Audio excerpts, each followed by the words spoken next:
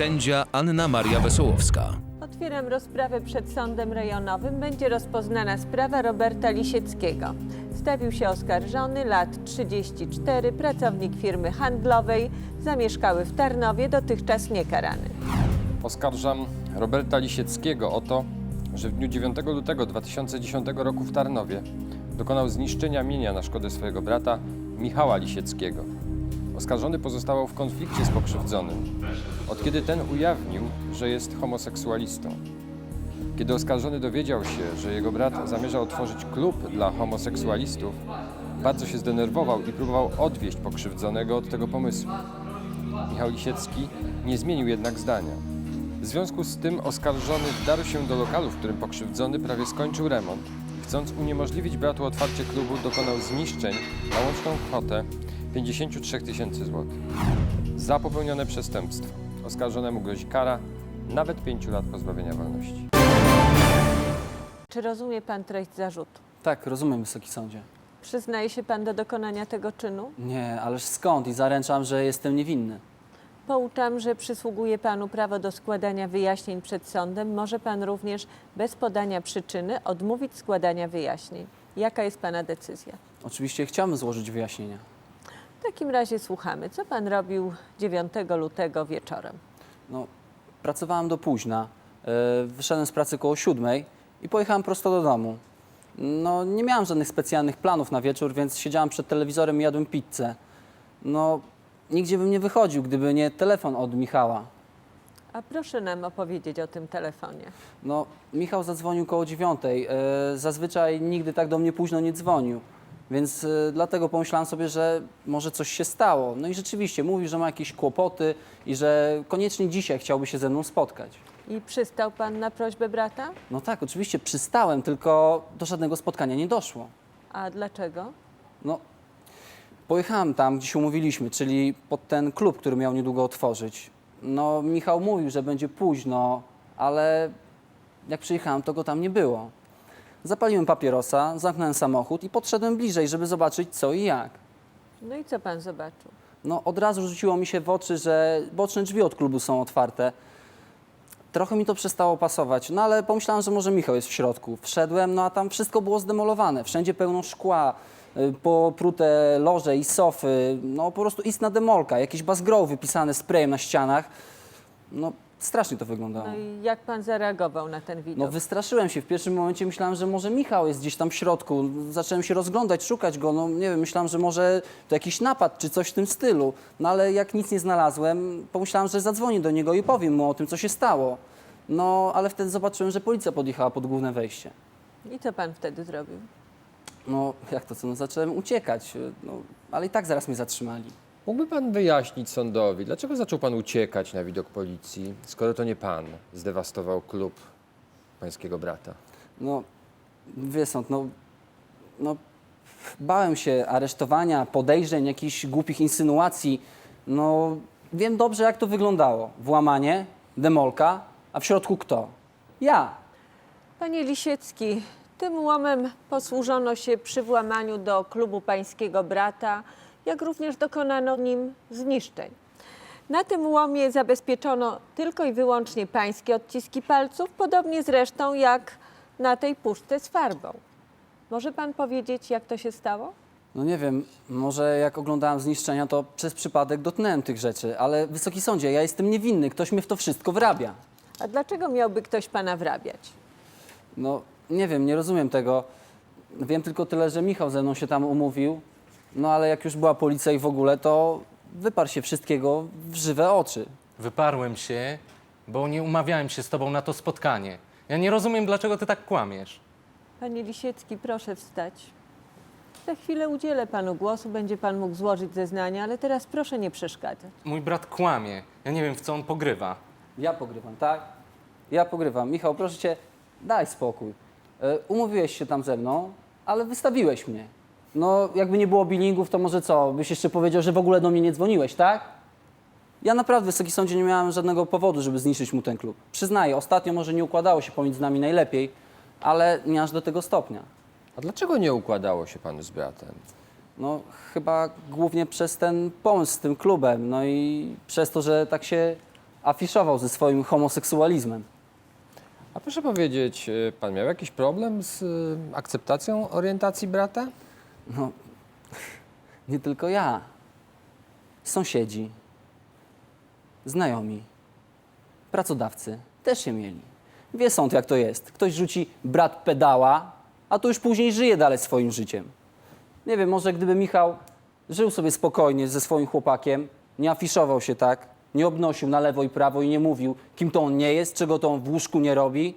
Wszystkim nagadał, że woli facetów. No ale jak już wyskoczył z tym klubem dla pedałów, znaczy, przepraszam, dla gejów, już nie wiem, jak mam mówić, żeby nie posądzono mnie o nietolerancję. No, o tym jego klubie to nawet w gazetach napisali. I to dlatego postanowił pan zdewastować klub, narażając brata na straty.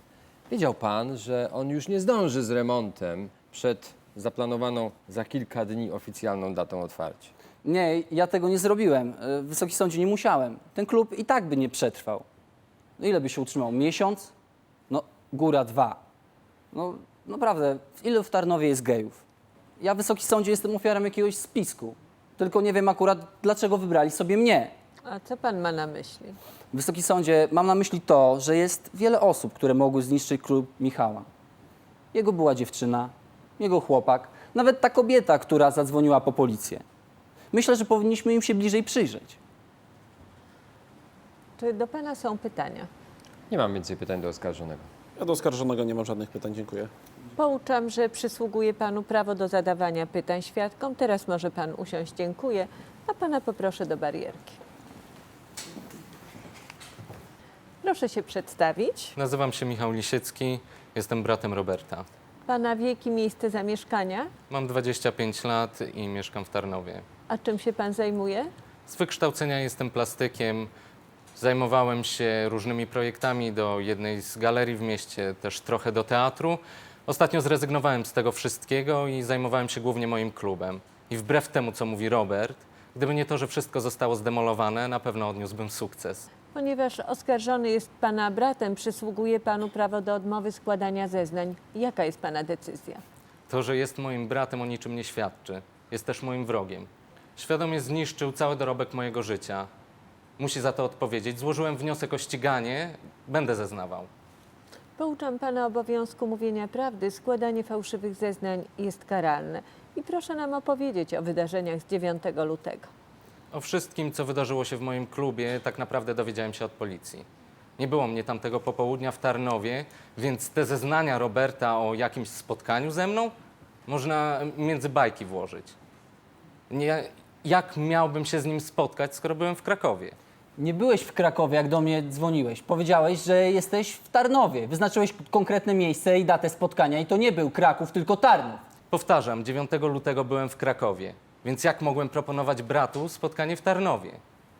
Nocowałem u znajomych, oni mogą to potwierdzić. A czy 9 lutego wieczorem telefonował pan do brata? Faktycznie zadzwoniłem, ale rozmowa jak zwykle nie miała sensu. Zresztą nie było tam żadnego słowa o spotkaniu. A czego dotyczyła ta rozmowa? Chciałem normalnie porozmawiać, jak brat z bratem. Co słychać, co robi.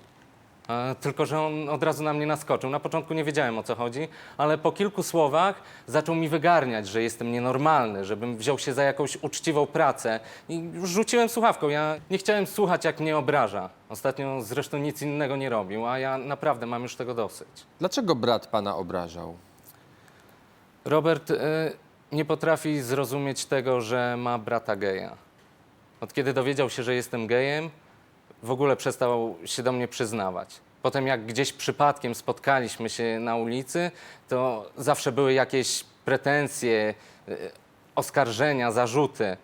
A ten klub tylko pogorszył sprawę. No właśnie, jak zareagował oskarżony, kiedy dowiedział się, że zamierza pan otworzyć klub dla homoseksualistów? Dostał szału. Żądał, żebym zrezygnował z otwarcia tego klubu.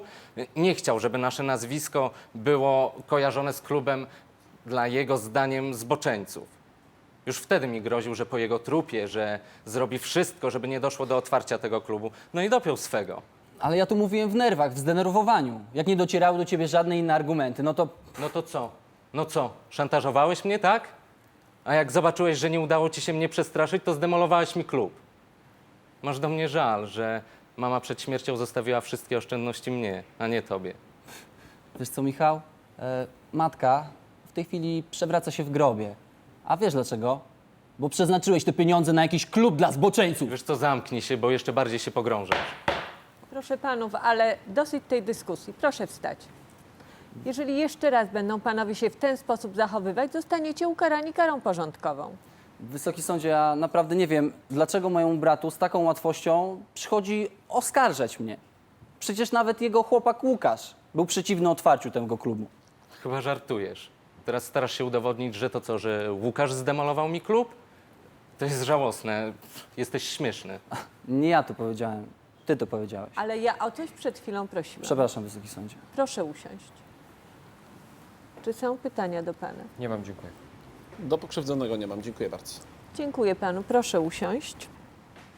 Na salę poproszę panią Olgę Huszczę. Świadek Olga Huszcza.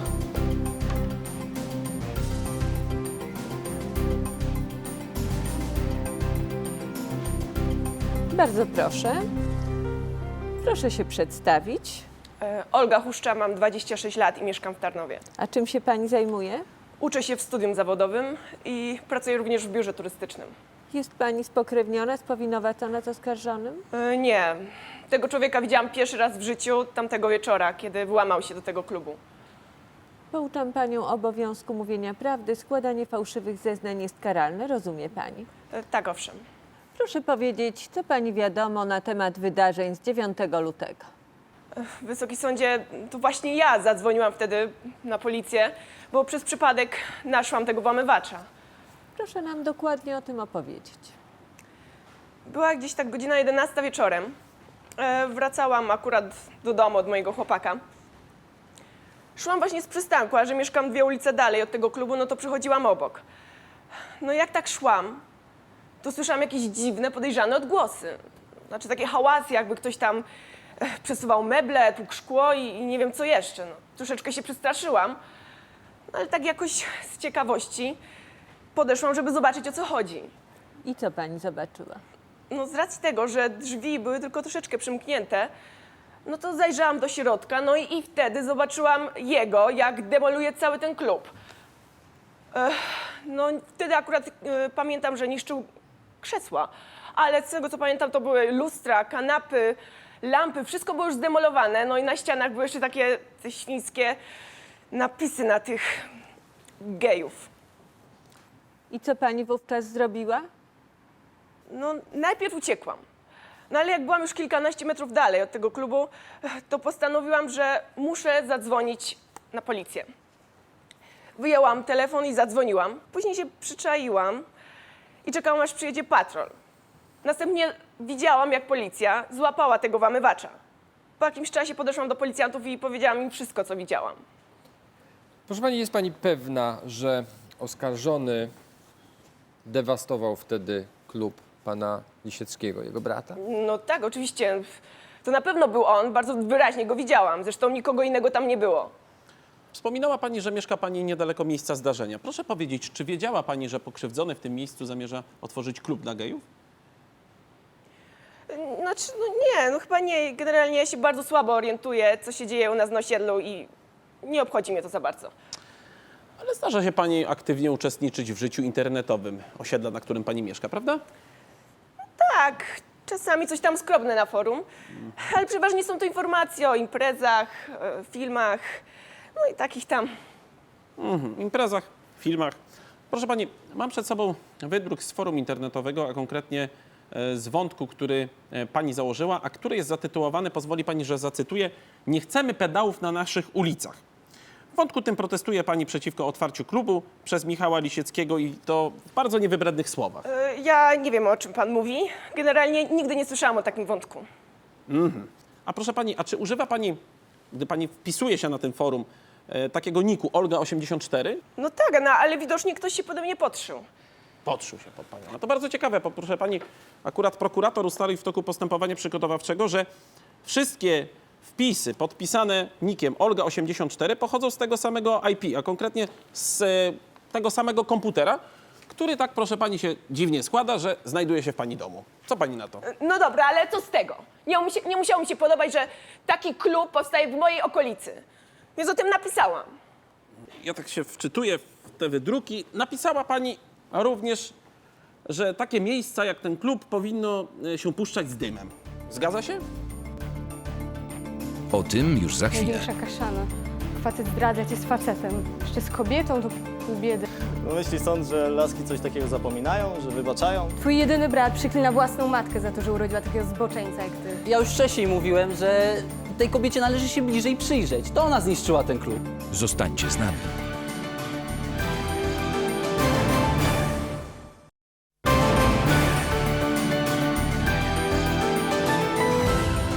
Ja tak się wczytuję w te wydruki. Napisała pani również, że takie miejsca jak ten klub powinno się puszczać z dymem. Zgadza się? No skoro tak jest tam napisane, to widocznie tak napisałam. Wysoki sądzie, przecież ja już wcześniej mówiłem, że tej kobiecie należy się bliżej przyjrzeć. To ona zniszczyła ten klub. O, niech się pan ode mnie odczepi. Ja mam się od pani odczepić, tak? I mam może w to jeszcze uwierzyć, że to nadzwyczajny zbieg okoliczności, że jest pani jedynym naocznym świadkiem zdemolowania klubu mojego brata. Nie chciała pani, żeby ten klub powstał w pobliżu pani domu, to go pani po prostu zniszczyła. Że co? Co to za bzdury? Proszę pani, może jednak nie do końca bzdury. Przecież chciała pani zablokować powstanie tego klubu. Może po prostu pani przyszła do tego klubu, zdemolowała go, a następnie, kiedy zauważyła pani pana Lisieckiego wewnątrz klubu, zatelefonowała pani na policję i stwierdziła pani, że widziała pani, jak pan Lisiecki ten klub demolował. O, niech się pan ode mnie odczepi. Ja nie mam z tym nic wspólnego. To ten pański klient zdemolował ten klub. Dobrze wiedziałam, kto jest winny i nie zamierzam się tutaj tłumaczyć z tego, co myślę. Zresztą mam prawo chyba nie lubić tych gejów. Oni sobie mogą pisać, że mam być tolerancyjna, ale ja swoje wiem. Nie życzę sobie, żeby taki klub powstawał w mojej okolicy. Mam dziecko i nie życzę sobie, żeby im się przyglądały. Niech coś takiego powstaje z dala od mojego dziecka. Pani Huszcza, czy to wszystko? Tak. Czy są jeszcze pytania do pani? Nie mam? Również nie mam. Dziękuję bardzo. Dziękuję pani. Proszę usiąść. Proszę poprosić kolejnego świadka, pana Łukasza Opalińskiego. Świadek Łukasz Opaliński.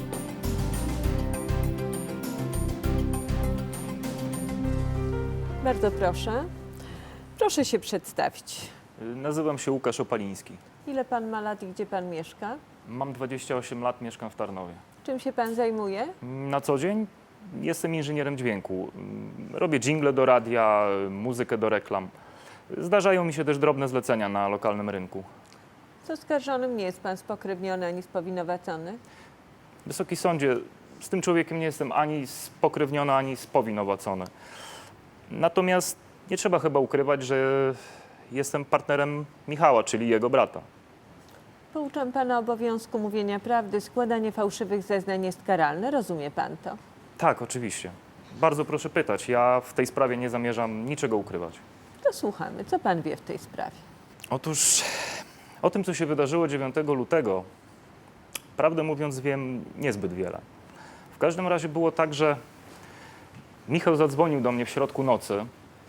Dzwonił z Krakowa. Był bardzo zdenerwowany. Powiedział, że policja poinformowała go o tym, że ktoś zniszczył cały klub. No i poprosił mnie, żebym tam pojechał i zobaczył dokładnie, jak to wygląda na miejscu. I co pan zrobił? Oczywiście wsiadłem od razu w samochód i pojechałem tam. Prawdę mówiąc, w tamtej chwili myślałem, że Michał jak zawsze panikuje. No ale kiedy przyjechałem na miejsce i wszedłem do klubu, do tego, co już można by tylko nazwać klubem, no to muszę przyznać, że się załamałem. W środku dosłownie wszystko było całkowicie zdewastowane. Stoły, krzesła, lampy, lustra, no nie było nawet czego naprawiać. Oczywiście beznadziejne napisy. No właśnie. Mówi pan o tych napisach, które znajdują się na zdjęciach z miejsca zdarzenia? Zgadza się, właśnie tak. Było tam pełno tego typu napisów.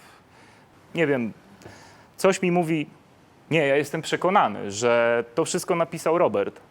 po to, żeby upozorować atak jakichś homofobów. W każdym razie ja na to nie dam się nabrać, Wysoki Sądzie.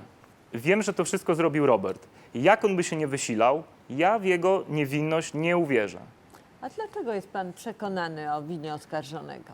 Wysoki Sądzie, moje przekonanie bierze się stąd, że ten człowiek najzwyczajniej nie może przyjąć do wiadomości tego, że jego brat jest gejem. I co więcej, że jesteśmy razem. Nigdy nie zapomnę, jak dowiedział się, że Michał chce wynająć lokal i otworzyć w nim klub. I jak wtedy niesamowicie się wściekł. Nie wiem, ja tego nie rozumiem. Dla mnie to jest bezgraniczna głupota i brak dobrej woli. Zamiast cieszyć się, że brat chce mieć coś swojego, no to nie. Stawał na głowie, robił wszystko, żeby tylko przeciwstawić się bratu. Na początku były groźby, potem szantaże, jakieś gierki emocjonalne. No, tak jak mówię, robił wszystko, żeby temu bratu przeszkodzić. Proszę pana, a co pan sądził o pomyśle Michała Lisieckiego, żeby otworzyć klub dla gejów? Prawdę mówiąc, mnie osobiście od początku ten pomysł niezbyt się podobał. Rozmawialiśmy wiele razy na ten temat z Michałem. Ja mu mówiłem, żeby naprawdę dobrze się zastanowił nad tym, czy aby na pewno chce wpakować się w ten klub. A może pan powiedzieć dlaczego? Proszę pana, z mojego punktu widzenia wyglądało to tak. Z jednej strony Michał cieszył się jak dziecko na myśl o otwarciu klubu. Było to imprezy, wernisaże i tak dalej. Ale z drugiej strony w ogóle nie brał pod uwagę tego, że ci ludzie najwyraźniej nie dorośli do tego, żeby nie mówić na nas pedały, żeby nie wytykać nas palcami, kiedy widzą nas razem. Dlatego zdemolowałeś ten klub. Człowieku, ale powiedz mi po co? No nie rób z siebie idioty, przecież sam powiedziałeś. Żeby was nie wyzywali, żeby was nie wytykali palcami. Nie daj się sprowokować. Wysoki Sądzie, ja naprawdę nie mam nic wspólnego ze zniszczeniem tego klubu. Jeśli można, proszę pana, proszę powiedzieć, co pan robił 9 lutego o godzinie 23? Nie wiem, nie pamiętam, ale chyba spałem. A sam pan spał? Tak, sam. Michała nie było w domu. Czyli jak dobrze pana rozumiem, twierdzi pan, że o godzinie 23 nie był pan w klubie i nie zniszczył go, tylko nie ma pan świadków, którzy mogliby tę pańską wersję potwierdzić. Zgadza się? Proszę pana, zgadza się. Nikt nie może tego potwierdzić. Ale o ile dobrze rozumiem w ten sposób zadane przez pana pytanie, to chyba domyślam się, do czego pan zmierza. I myślę sobie, że no naprawdę musiałbym być skończonym idiotą i kretynem, żeby zniszczyć cały majątek mojego chłopaka. No przecież to jest niedorzeczne. Proszę świadka, ale nawet jak obrona zadaje pytanie, to należy odpowiadać do sądu, dobrze? Czy są jeszcze jakieś pytania? Ja już więcej pytań nie mam. Dziękuję bardzo. Panie prokuratorze? Nie mam pytań do świadka. Dziękuję panu. Proszę usiąść. Poprosimy panią Annę Sajmanowicz. Świadek Anna Sajmanowicz.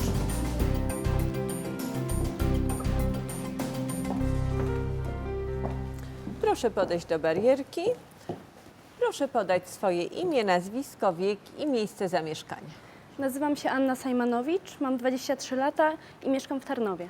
A czym się pani zajmuje? Jestem sekretarką, pracuję w tej samej firmie co Robert. Ale nie jest pani spokrewniona ani spowinowacona z oskarżonym? Nie, Robert to tylko mój kolega z pracy.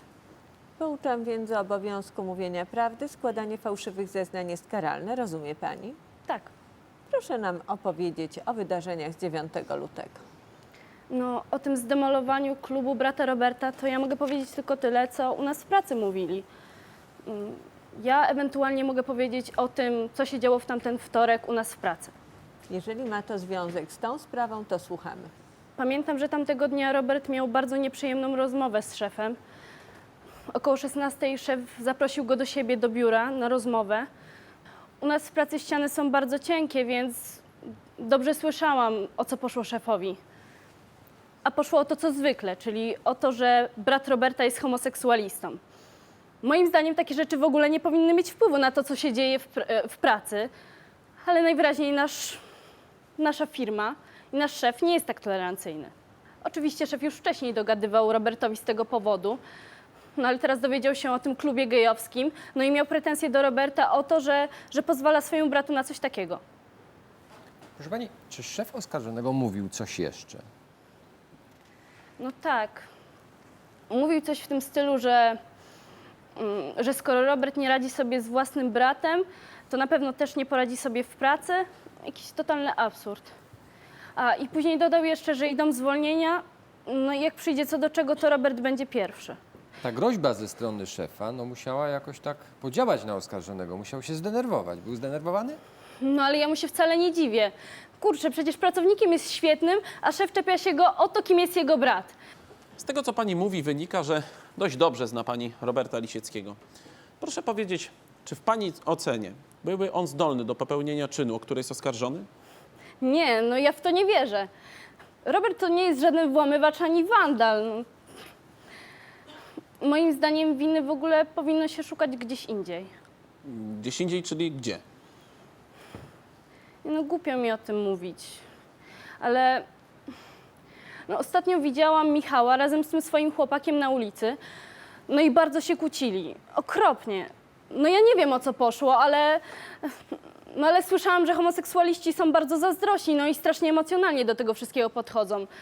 Moim zdaniem to było tak, że ten chłopak Michała po prostu bał się, że Michał teraz znajdzie sobie kogoś nowego w tym klubie i że go zostawi.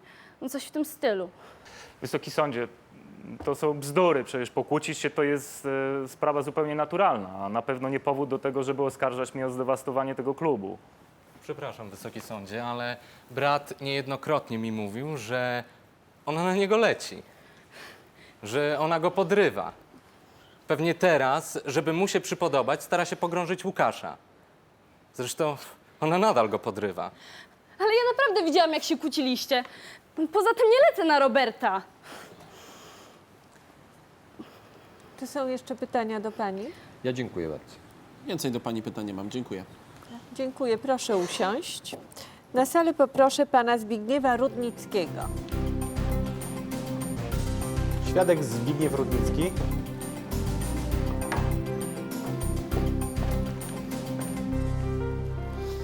Bardzo proszę. Proszę się przedstawić. Zbigniew Rudnicki, Wysoki Sądzie. Ile pan ma lat i gdzie pan mieszka? Miesiąc temu skończyłem 30 lat, mieszkam w Tarnowie. A czym się pan zajmuje? Jestem szefem sali jednej z restauracji. Pracuję już tam sporo czasu. Z oskarżonym nie jest pan spokrewniony, spowinowacony? Nie, Robert był moim dobrym kolegą, zresztą tak samo jak Michał. Od jakiegoś czasu nie utrzymujemy kontaktu. Wszystko się pokrzeniło przez tą całą sytuację z klubem Michała. Pouczam obowiązku mówienia prawdy, składanie fałszywych zeznań jest karalne. To pan rozumie. Tak, rozumiem. Co pan wie w tej sprawie? Wiem, że było włamanie do klubu Michała, że ktoś zdemolował jego lokal, ale nie chciałbym jednoznacznie oskarżać Roberta, bo nie było mnie przy tym, nie złapałem go za rękę. A gdzie pan był wtedy, kiedy dokonano zniszczenia w klubie pokrzywdzonego? Byłem u siebie w mieszkaniu, chociaż mieliśmy w ten wtorek jechać z Michałem do Krakowa, odebrać jakieś lustra do tego lokalu, ale jakoś tak wyszło, że zostałem w mieście. O tej całej sytuacji dowiedziałem się kolejnego dnia. Michał do mnie zadzwonił i poprosił mnie, żebym pojechał z nim zobaczyć, czy da się coś w ogóle uratować. No ale to wszystko było tak zniszczone, że wszystko się nadawało do wywalenia. No, aż szkoda było patrzeć, no tyle się na tym napracowaliśmy. Skoro o tym mowa, proszę pana, czy to prawda, że chciał pan wynająć od miasta ten lokal, w którym pokrzywdzony chciał otworzyć klub dla gejów, ale pokrzywdzony pana ubiegł? Co? To znaczy, nie, to nie było tak. Nie było tak, czyli jak? No to prawda, ja znalazłem ogłoszenie na stronie miasta o przetargu na dzierżawę tego lokalu i nawet sam się zainteresowałem wynajęciem tego miejsca, ale zanim się ogarnąłem, trzymam kasę, to Michał już miał klucze. To tyle. No, nie sądzę, żeby Michał zrobił coś nie tak. No, nadal jesteśmy kolegami. A proszę pana, a czy teraz w tej sytuacji, kiedy ten klub uległ całkowitemu zniszczeniu i pokrzywdzony z racji tego, że nie był ubezpieczony, nie ma pieniędzy na jego wyremontowanie, nie będzie panu łatwiej zawrzeć umowę najmu tego lokalu? Zaraz, spokojnie. Ja nie mam nic z tym wspólnego, ani z tym włamaniem, ani z tą demolką. Ani ja nie zrobiłbym czegoś takiego kumplowi, ani Robert nie zrobiłby czegoś takiego bratu. Zamiast za mnie się brać, lepiej niech pan zapyta osobę, która naprawdę nienawidzi Michała i utopiłaby go w łyżce wody. A o kim pan mówi? O Tasce Wierchale. Ona jest teraz na korytarzu. Będzie miała za chwilę swoje 5 minut, na pewno się szykuje, żeby dowalić Michałowi. A proszę powiedzieć, dlaczego Tasza Wierchała miałaby zdemolować klub należący do pana Lisieckiego? bo ona go nienawidzi. Ona i Michał kiedyś byli razem. I laska po kilku latach bycia razem, wielkich planach na ślub, na gromadkę bachorów, usłyszała od Michała: sorry, ale wolę chłopaków. No myśli sąd, że laski coś takiego zapominają, że wybaczają? No, na pewno nie ona. Ona twierdzi, że Michał zrujnował jej życie, bo wszyscy się z niej teraz śmieją, a niektórzy nawet myślą, że to może przez nią zmienił orientację. Nic dziwnego, że mogła się wkurzyć i zdemolować mu ten klub dla zemsty. Więcej pytań do świadka już nie mam. Dziękuję bardzo. Panie prokuratorze, Żadnych pytań nie mam do świadka. Dziękuję. dziękuję panu. Proszę usiąść. Poprosimy panią Taszę Wierchałę. Świadek Tasza Wierchała.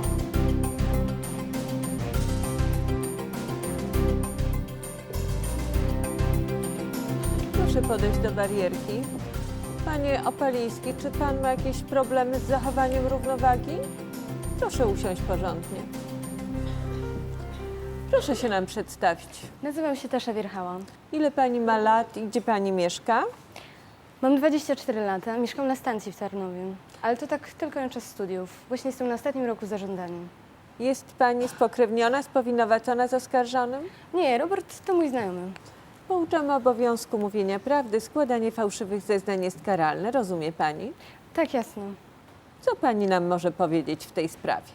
No, wiem, że ktoś się wkurzył i zdemolował ten niby klub Michała. I zresztą bardzo dobrze. Przecież to miało być miejsce, gdzie złaziliby się ci jego kumple i inne zboki. Nikt normalny by tam nie poszedł.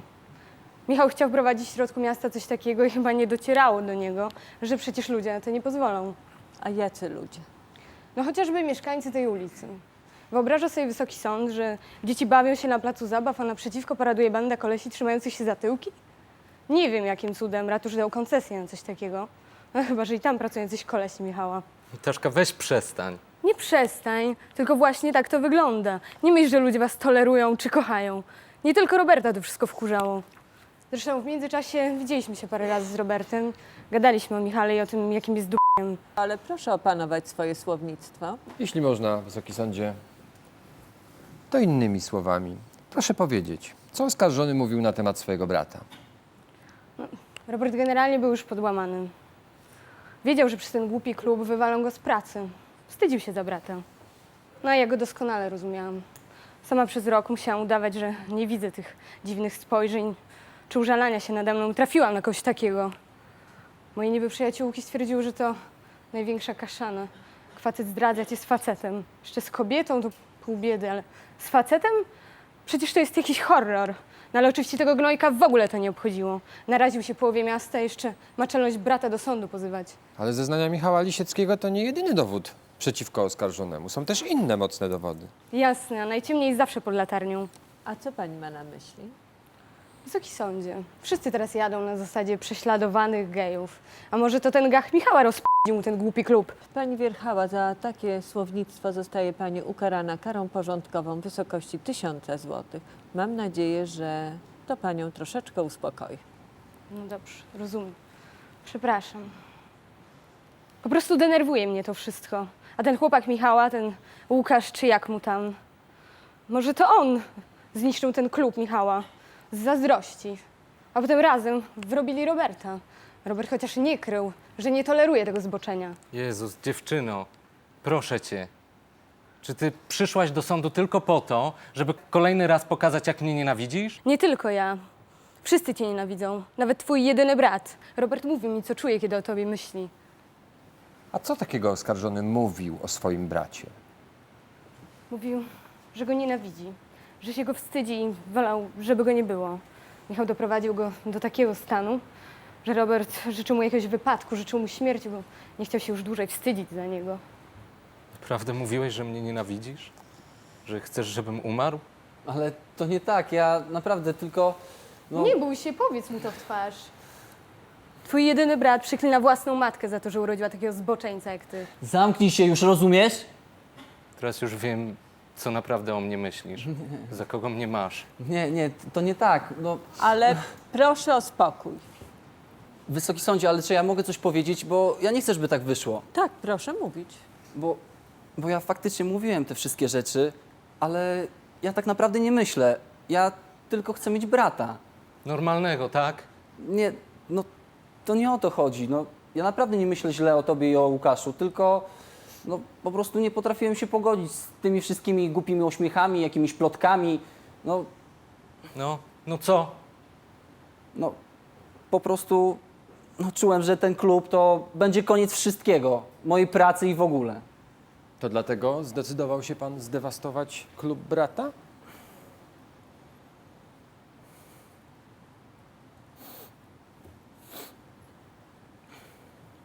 Odpowie pan na to pytanie? No bo ja faktycznie zrobiłem to. Pojechałem tam i zniszczyłem ten klub. Ale byłem w takim stanie, jak wyszedłem z pracy, że po prostu nie panowałem nad sobą. No, później po prostu było mi się głupio przyznać do tego wszystkiego. Ale ja oddam wszystkie pieniądze mojemu bratu, bo ja nie chcę, żeby tak to się skończyło. Kocham mojego brata, ale po prostu czasami nie rozumiem jego orientacji. Ale to chyba ludzkie, prawda? Wysoki sądzie, prawda? Musi pan sam sobie odpowiedzieć na to pytanie. Czy chciałby pan jeszcze coś dodać? Nie. Dziękuję, proszę usiąść. Czy do pani są pytania? Nie mam pytań, dziękuję. Również nie mam, dziękuję. Dziękuję pani, proszę usiąść. Czy jakieś wnioski dowodowe strony zgłaszają? Dziękuję. Żadnych nie mam wniosków, dziękuję. Zamykam przewód sądowy. Udzielam głosu panu prokuratorowi. Dziękuję. Wysoki sądzie, nie będę mówił o tolerancji, bo jestem nietolerancyjny dla przemocy, dla bezmyślnego niszczenia mienia drugiego człowieka. Oto przedstawiciel heteroseksualnej większości. W jego przekonaniu on ma prawo do tego, żeby iść za rękę z dziewczyną, pochwalić się w pracy o tym, że miał randkę, był w kinie z dziewczyną, a jego brat, czy ma prawo do tego, żeby o tym mówić, że ma partnera, który jest mężczyzną? W mniemaniu przedstawiciela heteroseksualnej większości ci ludzie nie mają takich praw. Chcę powiedzieć jeszcze jedną rzecz. Nie mam cienia wątpliwości, że taka była motywacja oskarżonego w tej sprawie. Dowody świadczą jednoznacznie o jego winie. Próbował jeszcze przenieść odpowiedzialność za ten czyn na inne osoby. Dokonał zniszczenia mienia na poważną szkodę, Wysoki Sądzie. Zasłużył na surową karę. Będę wnosił o wymierzenie oskarżonemu kary 2 lat pozbawienia wolności z warunkowym zawieszeniem wykonania tej kary na okres 5 lat. Dziękuję. Dziękuję. Bardzo proszę, panie mecenasie. Dziękuję, Wysoki Sądzie. Pan prokurator bardzo ładnie dzisiaj powiedział o wolności, o równości. Te wartości zostały również wyrażone w polskiej konstytucji. To wszystko bardzo piękne, bardzo górnolotne. Tylko że ci ludzie żyją w Tarnowie i ten człowiek ma pracę i obraca się wśród Tarnowian. Wysoki Sądzie, oskarżony żyje, mieszka, wykonuje pracę pośród ludzi, którzy żywią określone przekonania, które są wyrażone na tym forum internetowym. Wysoki Sądzie, chcąc być akceptowany, chcąc wykonywać tę pracę, chcąc uniknąć tych krytycznych uwag, uniknąć krytycznych spojrzeń, zachował się tak, jak się zachował. Wysoki Sądzie, oczywiście, zachowanie oskarżonego wyczerpuje znamiona ustawowe zarzucanego mu przez pana prokuratora przestępstwa, ale Wysoki Sądzie, ja uważam, że z ludzkiego punktu widzenia należy oskarżonego zrozumieć. Oczywiście zdaję sobie z tego sprawę, że sąd uzna winę oskarżonego, natomiast wnoszę o to, żeby ta kara, którą sąd oskarżonemu wymierzy, z tych powodów, o których powiedziałem przed chwilą, była jak najłagodniejsza. Dziękuję bardzo. Dziękuję. O co pan prosi sąd? Proszę wstać. Wysoki sądzie, proszę o jak najłagodniejszy wymiar kary. Dziękuję, proszę usiąść. Wyrok zostanie ogłoszony po naradzie.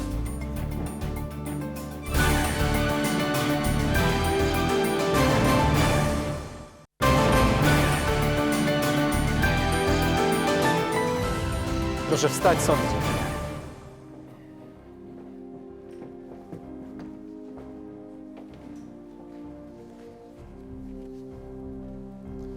Wyrok w imieniu imieniu Rzeczypospolitej Polskiej Sąd Rejonowy po rozpoznaniu sprawy Roberta Lisieckiego uznaje go za winnego dokonania zarzucanego mu czynu i wymierza karę 8 miesięcy pozbawienia wolności z warunkowym zawieszeniem jej wykonania na okres próby lat 3. Proszę usiąść. Dokonał pan zniszczenia mienia własnego brata. Popełnił pan przestępstwo zagrożone karą do 5 lat pozbawienia wolności. I co do tego wątpliwości nie ma. Sąd wymierzył panu karę z warunkowym zawieszeniem, karę łagodną. Wziął bowiem pod uwagę to, że zobowiązał się pan naprawić bratu krzywdę. Sąd jako okoliczność łagodzącą uwzględnił również okoliczności, w jakich doszło do tego zdarzenia. Sąd wziął również pod uwagę stosunek społeczności w pana mieście do całej sytuacji. I dlatego też kara jest niska. Ale proszę pamiętać, że gdyby w przyszłości ponownie popełnił pan przestępstwo, pójdzie pan do zakładu karnego. Proszę państwa, tolerancja dla innej orientacji seksualnej to w naszym kraju duży problem. Chciałabym, aby po tej dzisiejszej rozprawie każdy głęboko się zastanowił nad własnymi uczuciami, nad własnym stosunkiem do orientacji seksualnej.